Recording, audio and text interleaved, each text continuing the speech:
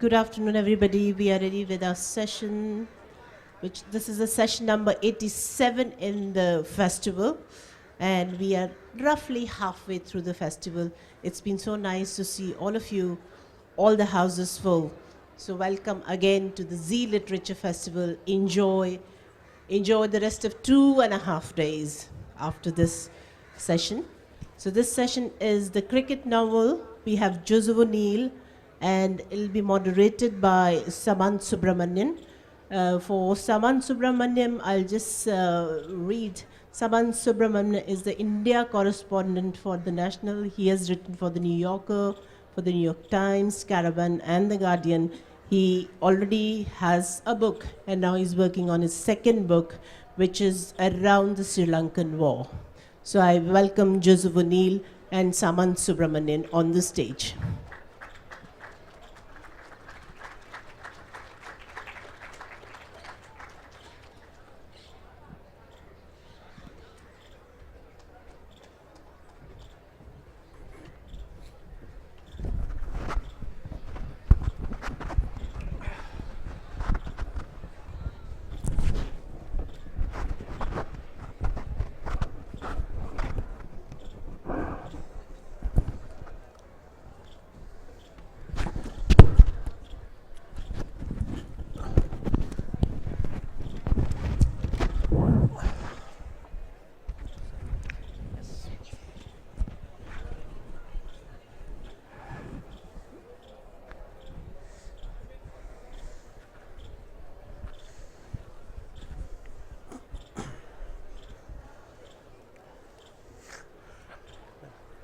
That's the Irish Embassy right there. I see, okay. Good afternoon, everybody, and welcome to the Sunday afternoon session of JLF. Circumstances have kind of dictated that Joe and I be on stage here ourselves. So we're going to talk a little bit about cricket, a little bit about Netherland, which is a novel about cricket. I mean, I found out something very interesting, that the New York Times, Netherland is so much a cricket novel that the New York Times book review by Dwight Garner was titled The Ashes, which is surprising familiarity for an American with a cricketing term. James Wood's review was titled Beyond the Boundary in the New Yorker, so again another cricket reference there. Cricket seems to be very definitely the prism through which a lot of these reviewers have looked at Netherlands, so I think it's a good place to start. We're going to get into a reading maybe a little bit later, and we can kind of talk about the book first. Joe, you've called cricket, in a very nice phrase, you called it your athletic mother tongue. And for somebody who's sort of part Irish, who grew up in Mozambique, Turkey, Iran, and then the Netherlands, I was curious as to sort of in what form you came to the game. How did you get interested in it? Can you hear me? Yeah?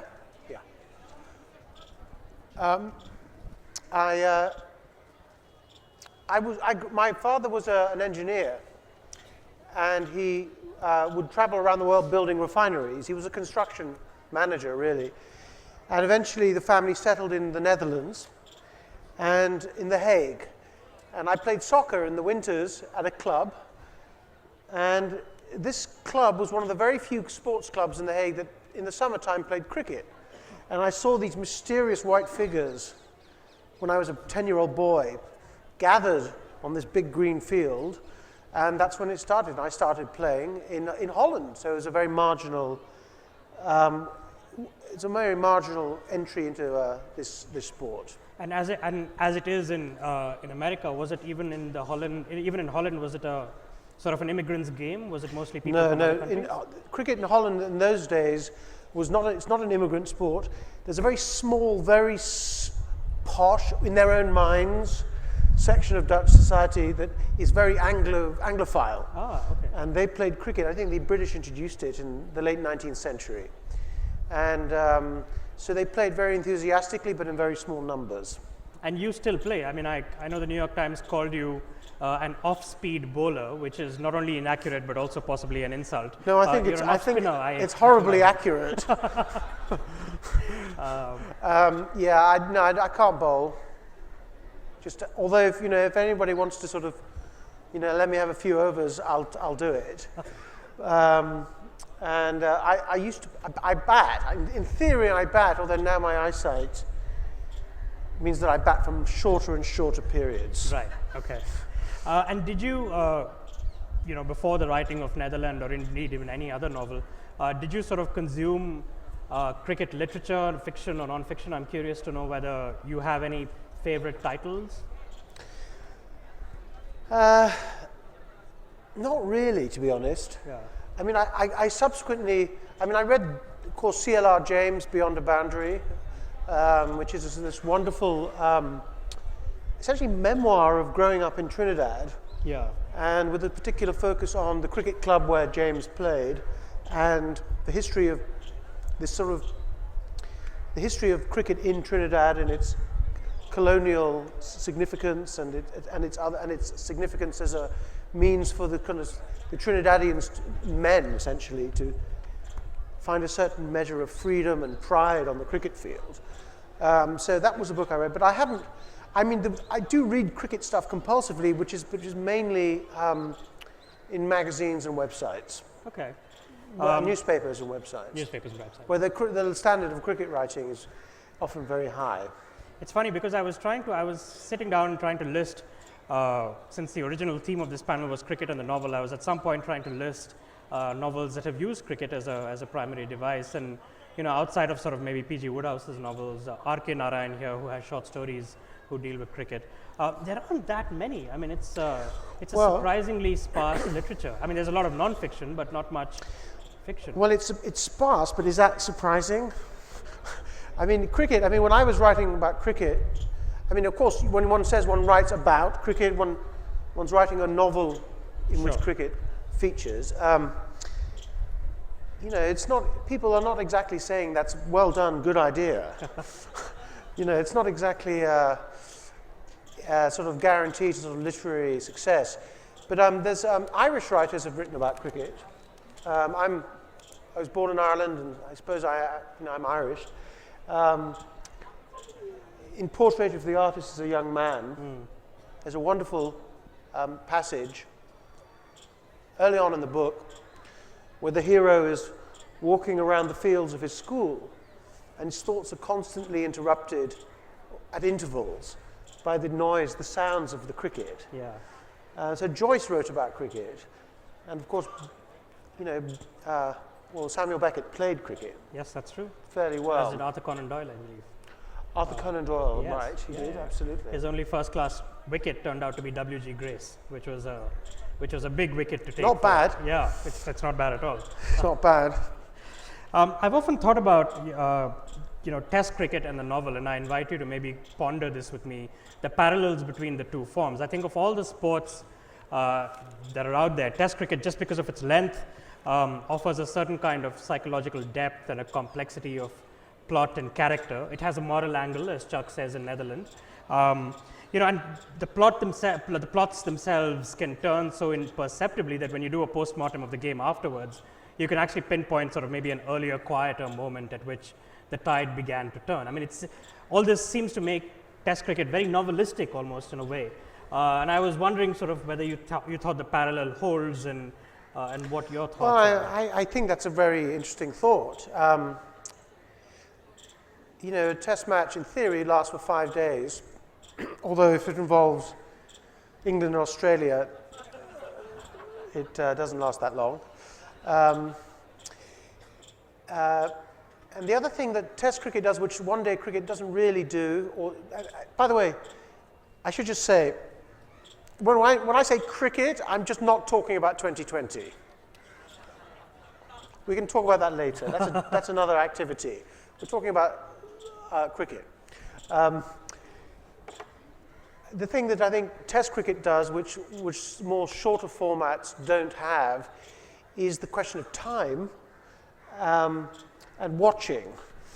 I mean, when you watch a game of Test cricket, even if you're playing, you spend a lot of time just sitting around, talking, thinking about it, mulling things over, being distracted. And so there's this kind of, and meanwhile the action is taking place over here at a rather sort of, and the plot of a Test match is a very long, and usually predictable. but it's like it's, as you say, it's like art. It's not the it's the journey that matters. Yeah, I mean, I think also in an average test match, sort of the moments of explosive drama are usually few and far between. I mean, it's more sort of a consistent pace. I mean, it's very like life in that sense. I mean, the day-to-day almost progression is so gradual that you only notice these big flares of action. But in retrospect, I mean, the gradual progression is, of course, what matters. Well, it's the accumulation of significance. Yeah. You know, in a test match on day 4, you're thinking about what happened on day 1. And everything builds and builds, and so that the moments that occur down the road, and it's the only sport that does that. Yeah. Although, I mean, having said that, I mean, in the United States they have, you know, the World Series of Baseball is a series of games. The World Series, as they call Yeah. it, yes. In The World America. Series, Yes. yeah. And so that, you know, if you're playing against the same opponent 7 times in a row in a very short succession, it has a kind of test match type Right. pace to it as well, which becomes, and the narrative of the contest becomes an extended narrative. Yeah, that's interesting. And so, you know, maybe given all this, why, when you were thinking through Netherland and when you're thinking about the book, did you settle upon cricket as sort of the ideal sport that Hans could gravitate towards in this moment of crisis for him? Well, I should explain. I mean, for those of you who haven't read the book which we're talking about or referring to, that this book Netherland is about a Dutch banker who lives in New York, and 9/11 has happened, and his wife and child leave and go to England, go back to London. The family, there's a separation in the marriage. So he's left all alone in New York, and he starts to play cricket. He starts to play cricket as a way of passing the time, and a way also of doing of achieving other, I suppose, meeting other psychological needs he has. And of course, you know, this idea came to me, since you ask, from my own experience playing cricket in New York. I arrived in New York in '98, and it was May, which, as we know, is when they start cutting the grass, and when you smell that smell of the cricket season. And of course, I didn't know anything about cricket in New York. I didn't know whether. So in those days, it was before I'd really got onto the internet. '98. So I went to the white pages, you know, the telephone book, and I saw on the white pages, World Cricket League, New York. Great. So I said, I'm going to call up the World Cricket League, and they might be able to point me in the direction of the cricket. So I phoned the World Cricket League, and I said, hello. He said, the voice said, hello. I said, who is this? And the voice said, this is the president of the World Cricket League. And so I went straight to the top. There was no bottom. The president, of course, presided over himself, basically. And then I started talking to this man, and he told me that he was from Pakistan, and that it was his ambition to start a World Cricket League in New York. Obviously, you know, you don't want to prolong that sort of conversation. Right. You know, it's slightly worrying. But he pointed me in the direction of Staten Island Cricket Club, which is a cricket club founded in 1872. Very old. Very old cricket club. It used to be a very prestigious cricket. Used to be played in the United States by the kind of rich people. Yeah. Now it's played by poor people. And Staten Island Cricket Club is no exception. And I started playing there. Mm-hmm. And so I played for a few years. And then after a while, I thought to myself, well, you know, no one is ever going to write about this world. And I thought I might write a novel. I might use it in a novel. Oh, that's interesting. So the impetus for the novel, in a sense, came from the cricket rather than from, say, the character of Hans that you may have thought up, or the character of Chuck that you may have thought up, or, I mean, in what order did this arrangement happen? You know, you're never quite sure where the ideas come from. You know, it was the only idea I had. I mean, when you're a novelist, you don't wake up saying, I could write this masterpiece or I could write that masterpiece. And which one am I going to write? Well, I could write about this. I could write. You really, if you're like me, you just don't know what you're going to write about. You have nothing to write about. And pretty much the only story I had, which I felt hadn't been told, was this cricket story in New York. And so, so that was not immediately, after a few years, because it takes a while before you get a distance from it, that it occurred to me that this might be interesting. And I also knew that I wasn't going to get scooped. Right. There were very few novelists playing cricket in New York. That's true. And Vikram Chandra is probably already here somewhere. Was there, this is probably a question better addressed to your agent or your publisher, but was there ever sort of a commercial qualm about writing a book about cricket and sort of the bridge between cricket and the average American reader, or were you not worried about that at all? Well, I thought cricket was interesting precisely because it was incomprehensible to Americans. It symbolizes the rest of the world in a way. You can play cricket in America, and these people would come, these Americans would come and stand by and say, well, how, explain the game to me. And they could watch it for hours, and you would explain it to them. They would still refuse to understand how it worked. And, whereas, which is amazing, really, because a 5-year-old boy anywhere else seems to get it pretty quickly. Yeah. So it became this kind of, it was precisely because it's incomprehensible, exotic, and other that that I wanted to write about it. The otherness is, of course, it's one of the great themes of Netherlands. The immigrant experience in America. In fact, one of the most famous cricket website in the world, Cricinfo, was founded by immigrants who are in the U.S.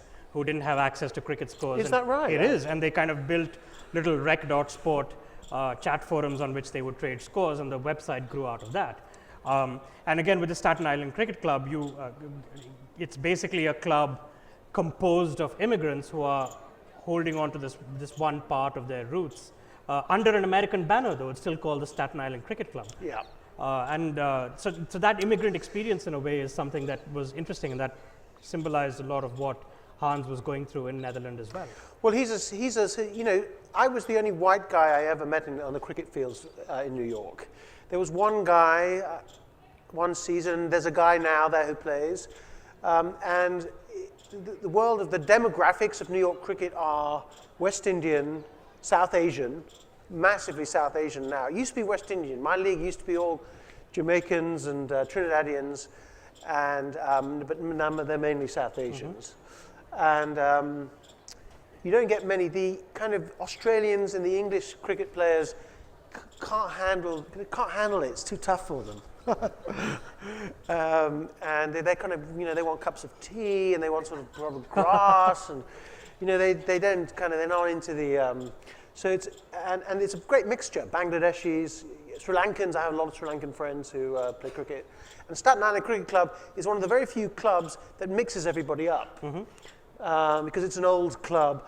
Whereas most of the clubs in New York will be from a specific island, like a club from St. Vincent's, or a club, or a specific part of Sri Lanka, or you'll have a Tamil club and a Sinhalese club, and you'll have and specific parts, and there are Indians who play as well. The Indians, actually not, surprisingly few, and the Indians that do play are, I suppose maybe because India is so. It's so enormous, and because the immigration patterns work out slightly differently. But you don't get it. I'm not aware of an Indian, Rajasthan-based cricket club in New York. It may exist, but I'm not aware of it. Yeah, and we were talking about this, earlier also, but how the immigrant experience plays out in what sport you gravitate towards. So, for example, first-generation immigrants would try to hold on to a sport like cricket, which is why maybe a number of the clubs in your league are composed of sort of maybe middle-aged men or older, whereas their children sometimes don't, take to the original sport, take to American sports, and this is sort of the first generation, second generation gap played out as through sport. Yeah, I have boys. There's just no way they're going to play cricket. Yeah. It's just not going to happen. There's just no. The activity of children nowadays is so subject to commercialization. if there was an important money-making possibility surrounding American children, then they would be playing cricket. But there isn't. So they end up doing other things. The culture, which is of course capitalistic, will drive them towards, in the case of my boys, skateboarding, which is a very big. Yeah. Or they'll play basketball or whatever it is they play there. Right. So, it's it's a good question about what is the significance of the cricket field for an immigrant. And I think it's complicated. It's a complicated question. Yeah, and I like this idea that Chuck, who in the book, wants to build sort of a world-class cricket stadium right there in New York. He still wants to call it Bald Eagle Field. He still wants to give it sort of a quintessentially American name. But, the immigrant dream in one way, the great immigrant dream is always to replicate a part of home, but in sort of a better setting, in the kind of American landscape that you've dreamed about yourself. And so this seems to me very much that kind of transplantation. Well, I was interested in the idea of the cricketers as colonists. The people who play cricket in New York are typically come from societies that were formerly colonies, and they come to New York as immigrants, and so they establish these athletic colonies essentially and social colonies in New York. And they try and create space. I mean, it's very difficult to play cricket in America because the space just doesn't exist. There are baseball fields everywhere. Even when you book the field, these guys come on with their footballs and start throwing balls. And you have to get, it's very hard to just have the terrain. So it's a neo-colonial struggle of its kind. Yeah. And so that sort of irony obviously was interesting. And the other thing, which I think is possibly true, which is commented on by the narrator of this book, is that it's when you're an immigrant and typically, you're struggling financially, and you feel that, put it this way, if you're an immigrant from some remote part of the world in New York, it's full of possibilities on the one hand, but on the other hand, it's not exactly a level playing field. Yeah. And whereas you go out on the cricket field and, there's this little realm of justice, which is the sports field. And so that for the space of an afternoon, you have an umpire, you have rules, and there's this kind of alternative universe where it may not turn out very well, it's still a tough universe, but it has this kind of, this strange promise of justice. That's fantastic because, the famous phrase, this corner of a foreign field that is forever England, was used by one of India's sort of best cricket writers, Ramachandra Guha, to talk about, as a cricket, for a cricket book. But it's interesting that this corner of a foreign field that was always supposed to be British has now also become a corner of a foreign field, say in New York, but for an Indian, or for a Sri Lankan, or for a West Indian. And I'm fascinated by the fact that Chuck actually wants to go one step beyond that. It's not that he just wants to... Well, let's just explain who Chuck is for those people. Yeah. So this guy, Hans, as I said, he's left all alone, he's plays cricket, and he runs into this guy from Trinidad called Chuck Ramkissoon, whose crazy dream is to build a cricket stadium in New York. I wonder where I got that idea from. And he becomes friends with this guy, and they start hanging out together. Yeah.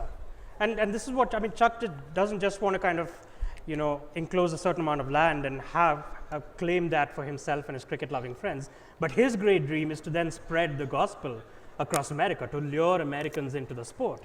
Well, this immigrant thinks that America is not fully civilized until it has learned how to play cricket. And, it's hard to argue with that. So that's what, he has these kind of grand... We're never sure, of course, whether he actually believes any of this or whether it's just marketing. Yeah.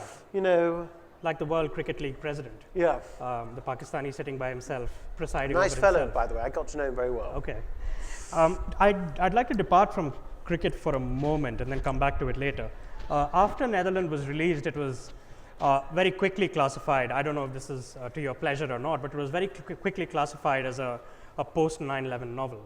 And there was a whole rash of novels around this time that were hailed as post 9/11 novels. Zadie Smith wrote about how the American reading public had almost willed this category into existence. And I would like to know what you think about the hunger, or seemingly the hunger for the American reader for this kind of novel. I mean, what kind of hopes did they have vested in what was supposed to be called post 9/11? I mean, I don't even know if they were hungry. I mean, is anyone ever hungry for fiction?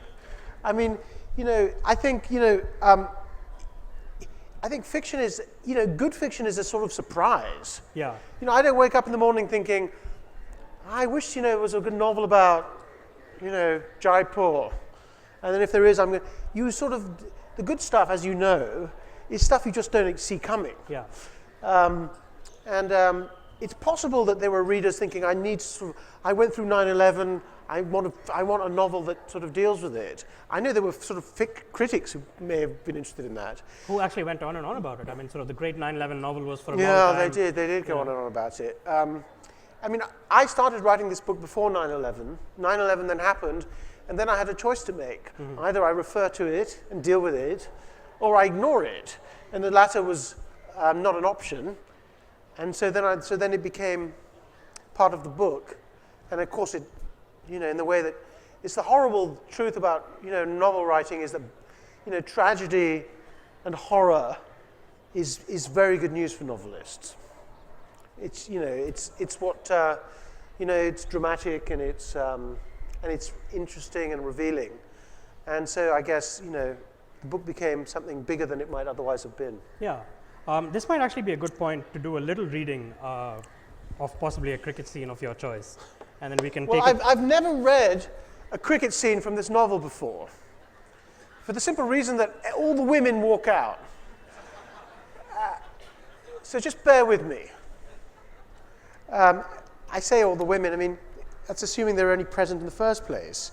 Although I'm told, by the way, and I don't know if this is true, that that cricket now has a huge female following in India. Is that correct? I think it has always been like that. I mean, I know my mother, who is now in her mid-50s, followed cricket since when she was a child. It's kind of hard to escape it. I mean, the only way to escape it in India is to actively rebel against it and dislike it. There is no being neutral or ambivalent about it. I don't think that happens at all. All right, well, that's encouraging.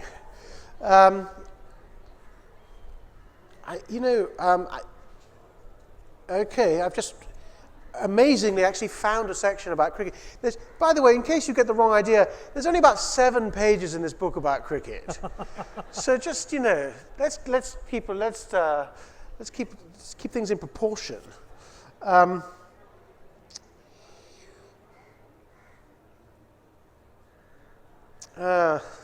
It's all a bit discouraging, isn't it?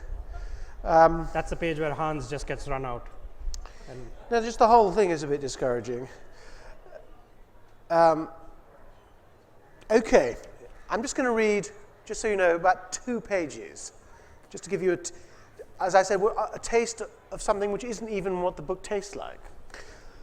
So basically, the scene is Brooklyn. Chuck has acquired this cricket field in this remote spot in Brooklyn, and he plans, that's where he's mowing the cricket field. And Hans, our Dutch narrator, is with him. And that's how they spend their Saturdays. We mowed the outfield. We took turns driving a lightweight fairway mower with an 80-inch cut and fast 11-blade reels. Chuck liked to stripe the grass with dark green and pale green rings. You started with a perimeter run, and then looping back, made circle after circle, each one smaller than the last, each one with a common center. They would soon be gone, but no matter. What was important was the rhythm of cutting, and the smell of the cutting, and the satisfaction of time passed fruitfully on the field with a gargling diesel engine and the glory and suspensefulness of the enterprise. There was to be no cricket played on this field that summer or even the next. And in any case, you never really know how a grass pitch will turn out, not even a minute before the start of play. You do not know whether a 22-yard strip of turf, often cut so closely as to appear grassless, will deliver a quick or slow or high or low bounce, whether a spinning ball will deviate upon bouncing, and if so, to what degree and with what speed. You do not know if it will be a featherbed or a dog or a slow and low bouncing pitch dispiriting equally to batsman and bowler. Even after you've begun to play on it, you do not know what the wicket holds in store. The nature of earth, like the nature of air, is subject to change. Wickets have their own weather and are given to deterioration and change as a match progresses. Cracks open in the ground moisture rises and falls, the surface is disturbed or compacted. Shots that can be played one day cannot safely be played on another. In baseball, essentially an aerial game, conditions are very similar from game to game, from ballpark to ballpark. To throw a slider at Stadium A differs little from throwing a slider at Stadium B. In earthly cricket, however, conditions may be dissimilar from day to day and from ground to ground. Sydney Cricket Ground favours spin, Headingley in Leeds seam bowling. This differentness is not only a question of differing grass batting surfaces, there is the additional question of the varying atmospheric conditions that obtain from time to time and from place to place and can dramatically affect what happens to a cricket ball as it travels from bowler to batsman. Likewise, soft and hard outfields will respectively preserve and roughen a ball. For all of its apparent artificiality, cricket is a sport in nature, which may be why it calls almost for a naturalist's attentiveness, the ability to locate in a mostly static herd of white-clothed men the significant action. It's a question of looking. One contradiction of the sport is that its doings simultaneously concern a vast acreage and a batter's tiny field of action. Baseball also demands a dilation and contraction of focus, but the task is made simpler by the diamond, which acts as a perceptual funnel, and the single batter, whose position enables us to readily imagine the tiny box of the strike zone. The uninitiated onlooker at a cricket game is by contrast puzzled by the alternation of two batsmen and two bowlers and two sets of stumps, a duel, and the strange activity that occurs after every 6 balls when the fielders stroll for chaotic seconds into positions that imperfectly mirror the positions just abandoned. It can take a while before the puzzle is sufficiently solved, particularly for the American viewer. I can't count the number of times I, in New York, fruitlessly try to explain to a baffled passerby the basics of the game taking place in front of him, a failure of explanation and comprehension that soon irritated me and led me to give up. Thank you. In fact, the other cricket scene I remember from the game, from the book, is this description of a game. I mean, the setup to this is that the ground on which the Staten Island Cricket Club plays its cricket is not like, it's not sort of a beautiful grassy green oval where you can sort of play strokes on the ground. The ground is rough and there's no purchase, there's no gain to be played. It's high outfield. Exactly. And so Chuck, throughout the book, urges Hans to hit the ball in the air, and this is something that the classically inclined Hans is not really ready to do. And then there's finally one moment where he manages to hit a 6, I believe, and he feels at that moment to be a naturalized American citizen, to be playing cricket as it should be played in America. And it was a nice metaphor for sort of the vaulting ambition, the size of ambition that is properly American in dimension. This is Chuck's ambition also, but it seems to me that Hans himself saw at that moment that ambition in life had to be lived at a slightly larger scale than he was used to. Well, he has to adapt. You have to adapt. Yeah. You have to. If you're going to be in America, you can't pretend that you're not there. Yeah. You have to sort of adapt and pay the price. Pay the price of what it means to adapt. It's not always. Adaptation has its advantages, but it also comes at a cost. Change is always, difficult. and letting go in a way of something that you're used to. I mean, the roots that you came from, which in this case for Hans is just simply playing the ball around the ground. I mean, that was hard for me to do as well. Yeah. It's hard to say, right, you hit all these correct shots and they just don't go anywhere. You smash it along the ground and the guy just picks the ball up and throws it back to the bowler because the grass is like this. So you have to hit the ball in the air. Yeah, it's a tragic moment. Yeah, but this theme of ambition and of America, you've mentioned at some point that Netherland is a response to and maybe even a departure from or a farewell to Gatsby, sort of Gatsby's outsized ambition and his tragic fall. I actually saw it as a continuum or a transformation of Gatsby's ambition and Gatsby's character, and I was wondering how you saw it as a farewell. I mean, how does it kind of bid goodbye to a certain... Right. Well, The Great Gatsby is, as we know, this kind of seminal American novel, which I loved as a young guy reading it, as a kid really. And if you write a novel about America, you at some point, start having a relationship with this novel. And this was particularly strong. I wasn't reading it while I was writing this book, but obviously it was very much in my mind in some ways. And I was asked about it, and I had this soundbite, which you've just called me on. People say, well, what's this sort of, are you rewriting The Great Gatsby? Which is, of course, a crazy ambition. And I would sort of have this soundbite, which would say, well, I'm actually saying farewell to The Great Gatsby. And usually they would just leave it at that, but you've just asked me what I was talking about. Yeah. I'm sorry, I didn't mean to. What I meant was that Gatsby is about the American dream, and it presupposes a certain kind of America. I mean, in the 1920s, the world was a very different place, and in order to have a certain kind of freedom, in order to have a certain economic freedom in particular, you could go to America and find it there. And so America was this exclusive jurisdiction of opportunity, and that was the great promise of America. You could go there and have a life which you couldn't have elsewhere. Now, that is still a kind of promise that America makes, but it's no longer really exclusive to America. And so what I meant by saying it's a farewell to Gatsby, I meant it's a farewell to the premise of Gatsby. There is still an American dream, but it has a very different meaning now. And what would you say the meaning is now? Well, I'm not sure what the meaning is, but I think I know what the meaning isn't. We now live in a world where national boundaries just don't mean what they used to mean. It's possible to do business here. There's so many people work for American corporations in India, and they're employees, and they don't actually have to go or be in America anymore. So to participate in the enormous economic engine of the United States no longer requires you to go there. The other word I can use is globalization. But funnily enough, it hasn't diminished the lure of America as a destination.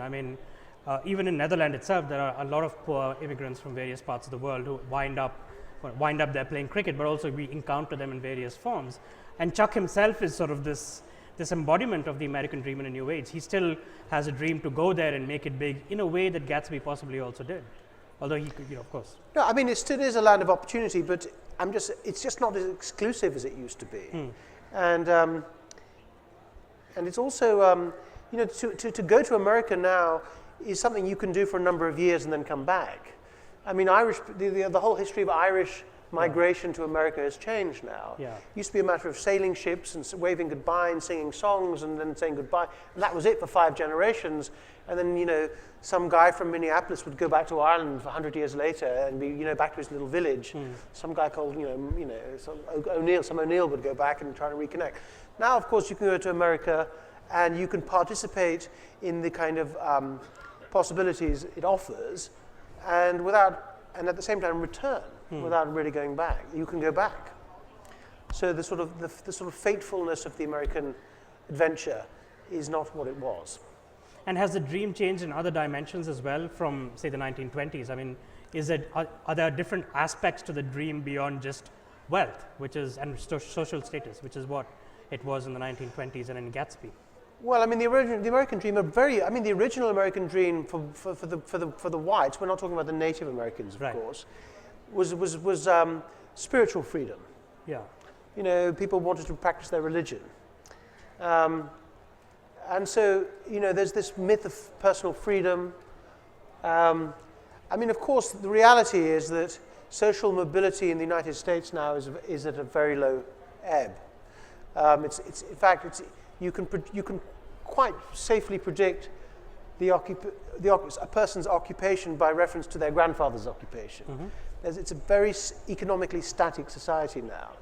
So, so even that part, you know, it seems almost as if, I mean, so the American dream may well function for immigrants much better than it functions for the more long-term residents, Right. who are sort of stuck. Right. You know, you grow up in Tennessee, particularly if you're, you know, you're stuck there. You know, you grow up in certain parts. I mean, I pick on Tennessee. You grow up in New York and be stuck there. Mm-hmm. Certainly, if you're African American, your social mobility prospects are not high. Mm-hmm. And there's a different sort of, I mean, this is a good segue into talking about your next book. There's a different sort of dream that Dubai embodies, and you've been spending a lot of time in Dubai, and this Dubai, in a sense, I believe, is the landscape for your next book.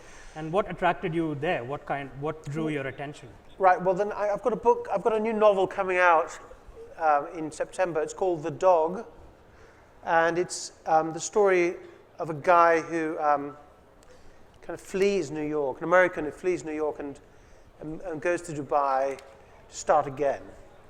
The book isn't out yet, so I don't want to talk about it too much. Yeah. But I suppose I might as well start practicing. So it's set in Dubai. And I just was interested. I mean, there was just a point a few years ago where I just kept hearing people talking about Dubai, Dubai this, Dubai that. And I started to take an interest, and it became clear that Dubai is this kind of fascinating experiment in building a society in which only 10% of the people are natives, Yeah. and 90% of the population are not citizens, can never be citizens, are denied. They can be immigrants, they can be born there, they can be there for generations, but they're denied the trajectory of citizenship, which has been essentially the promise of any place until now. And so that their nexus and their connection to Dubai is purely commercial. So it's this kind of chilling and at the same time very interesting kind of refinement of the relationship between the individual and the state. Yeah. It's it's kind of, if you want to talk about people being reduced and their identity being largely reduced to their economic, to their use, their corporate, their usefulness for corporate purposes, Dubai is a very interesting place. Yeah, and it's interesting, again, sort of parallel with America, because America in many ways was defined by the immigrant experience. This is a different sort of immigrant experience of people coming in to live and work in Dubai, knowing always that they will go back. This is all temporary because they can never be citizens. They can, it's very difficult to live there after you've lost your job. And this is in a way a flip, or the reverse of America. I mean, I haven't really thought about it in terms of talking about it very much, but I mean, the point of it isn't to sort of point at Dubai and say, look what a horrible, exceptional, unusual place this is. Yeah. The point, I suppose, what's interesting about Dubai is that it's basically a naive version of what exists elsewhere. Yeah. They're just, or a brazen version. They're not going to go to all the trouble. I mean, the fact is that most people, if they're lucky, are basically they're the servants of corporations. If they're lucky. If they're lucky. And in Dubai, they just make that very clear. Yeah. Indian workers in Dubai, many of whom are from Kerala, obviously, arrive, they have their uniforms put on in India. They get onto the plane in Trivandrum wearing their corporate uniforms, so that even when they arrive in Dubai, they're already, wearing these corporate identities.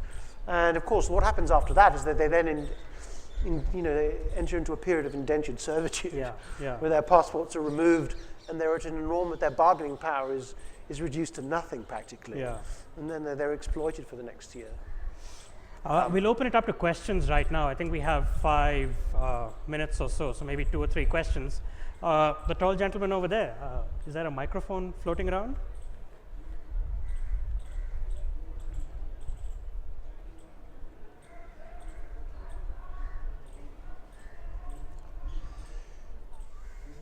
Thank you for a delightful talk. You mentioned globalization and the fact that cricket has become more global, and I wanted to ask about that. I mean, it strikes me that for immigrant communities that might be cricket loving, now, you know, you mentioned Cricinfo. You also probably have huge access to cricket on cable television as well amongst the diaspora.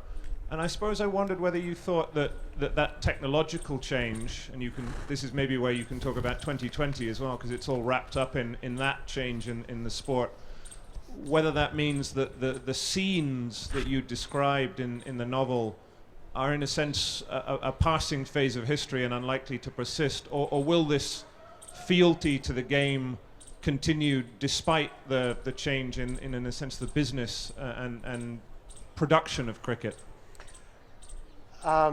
Yes, that's very interesting. You know, I was aware as I was writing this book and the cricket scenes and this kind of vision of cricket that is the narrators is anachronistic now. It almost belongs to the past. There's the old Gatsby again. It's a forgotten dream. There's that sort of world of cricket is now increasingly a thing of the past. You know, cricket is now. You know, is now the subject of enormous commercial pressure. And so that the logic of the sport is going the way, I mean, of so many things, which is that the moment it ceases to, it's following this commercial logic, this kind of rampant capitalistic logic, which is that the forms of the game that will be most successful are the forms that produce the most money. Mm-hmm. I always think that, you know, that's obviously a regrettable development as far as I'm concerned. I just think that human life is not measured, shouldn't only obviously be measured in terms of its profitability or its use value. I mean, I remember in New York, they were building a park on the edge of the Hudson River front park, and along the coast of Manhattan, the shore of Manhattan, and the big story was, we have to somehow make the park work, the park has to generate its own income and this, that, and the other. Since when does a park have to generate income? For its raison d'etre now to be relying on income. I mean, that's like saying, well, we're not going to go to the bathroom anymore because that just doesn't generate any income. Or, I could have lunch now, but I'm not going to because I'm not going to make any money out of it. I mean, it's so, and there's sort of this kind of rampant logic, this kind of uncontrollable sort of capitalistic logic is now fully in the game of cricket, which of course used to be a privileged game played by people who had enough money to devote days and days to playing a sport. Yes, over there. Oh, sorry, the microphone is behind you. Just 1 second.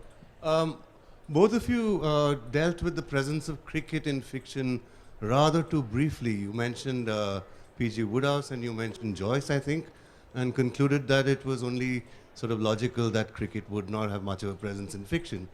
To some of us, it seems the opposite. I mean, ironically, Chinaman won the DSC prize here. That's true. That's the biggest, latest example, yeah. There's at least one more from Sri Lanka. There's Rahul Bhattacharya. I can remember a book called Playing the Game by Ian Buruma, which is based around a Ranjit Singh type of figure. So can you spend a minute responding to this, what we think of as a proliferation rather than a shortage? I guess what I was thinking of, Rahul, for example, Rahul's book is again non-fiction. Pandits from Pakistan is a non-fiction book. But to the extent to which cricket engages the Indian imagination, something that saturates our world so much as it does in this country, I think in that sense, and I was speaking mostly about India when I said that it was underrepresented, is, for example, the big cricket novel of the last 10 years, which is Chinaman, as you rightly point out, didn't come from India. It's surprising and astonishing. R.K. Narayan's cricket stories, for example, Swami modeling himself on Maury State. Again, it was sort of it was the bubble of childhood really that he was referring to. I mean, there was no adult version of the game that was ever played in Arki Narayan's pages. So that was what I was referring to. I'm not sure what you would make of that. Well, I mean, there's nothing special about cricket. There's no particular reason, I mean, why there should be cricket novels or gardening novels or novels about, watching television.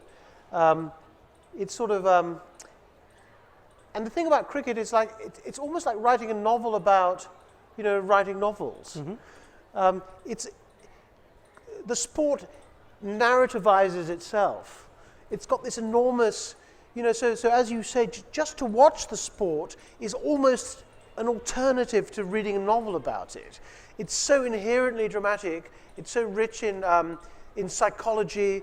It's so rich in social significance, and it's so rich in opportunities to talk about it. I mean, the great thing about cricket is that it's practically unique among sports in having former practitioners then become commentators and writers about the game. And it's because if you've been a professional cricketer, you have to spend, alongside the 15 years you spend playing cricket, 15 years talking about it and thinking about it, so that there's this enormous kind of satellite of discussion surrounding the game, so that that I think absorbs a lot of the writing and thinking about the sport. Of course, in India, it has such an important social role that it will generate a kind of, if you're writing about, Indian society, you very often will be writing about cricket. Right. Let's take one from the back. We've had two from the front, so let's go back a little bit. Just one question. He's got the microphone. Sure, yeah. Are you in any way influenced by Sachin Tendulkar? I'm sure, because your book doesn't say anything about anyone, any of the cricket heroes. I'm very A cricket book is not a cricket book unless it mentions Yes. Sachin Tendulkar. Yeah. Or maybe Don Bradman or anybody, something like that. I think that Bradman gets a mention in my book. I'm very influenced by Tendulkar's retirement. I'm thinking of following him. If he doesn't think he should be playing, I've got no business playing. One last question. At the back, yes. Let's take one from the back. Does anybody have a question there? Yes.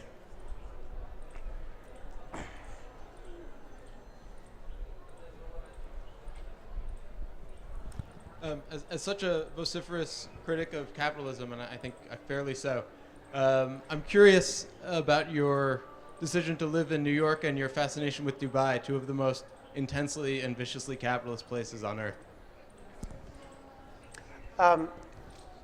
Yes, I mean, I wouldn't say I'm the world's most fanatical opponent of capitalism. I just think that I'm interested in describing the world as accurately as I can describe it. And this is the situation that appears to be, that it's in seeking to describe, say, Dubai. I feel you'd feel you were being inaccurate if you didn't deal with this question of global capitalism. You get into the belly of the beast, so to speak, before you Well, talk yeah, I about mean, it. yes, I mean, if you want to describe something, you may as well describe, something which is which exemplifies it. Sure. Okay, and at that point, I think we'll close our discussion. Thank you, Joe, for joining us on stage, and thank you all for your questions. Thank you very much. Ladies and gentlemen, a very big thank you, of course, to Joseph O'Neill, moderated by Samanth Subramanian. I think there will be some book signings, will there? Will there be some book signings? Yeah. Some book signings in the book tent to the left. And our next session, of course, will be a book launch, which I'll let you know about in just a moment. But join Joseph O'Neill over in the book signing tent for some signings.